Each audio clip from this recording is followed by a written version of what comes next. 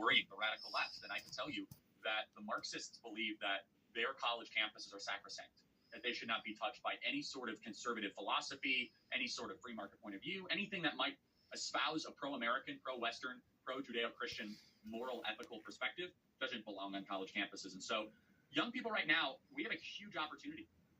The left is selling misery, and the left is selling hatred of our country. I think that's actually going to hit a ceiling soon of about 40% of the built-in younger population. But we got to start delivering for young people. And I was really outspoken against this last stimulus for good reason. Why are international corporations that have tons of cash reserves getting bailouts and young people are continually getting screwed?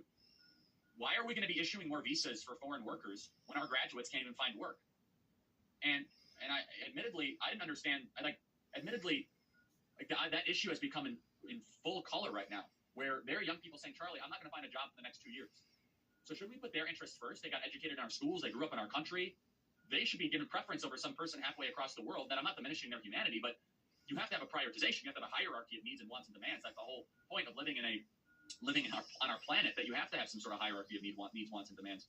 And so it's about time we start representing them. I'm advocating for them every single day. When you create $6 trillion out of thin air, that's a debt and deficit burden on our generation. Why are we giving money away to universities that teach our kids to hate our country, that have $10 billion endowments? They change their tuition rates so high, and the tuition keeps going up. I've called on the president, and I hope that he'll do this, that he says that there should be a tuition freeze for the next 2 years. Freeze tuition. That's a very basic deliverable. And so we have an opportunity to win students over. They're cynical and skeptical of debt forgiveness and Medicare for all and all that garbage that is being peddled by the left.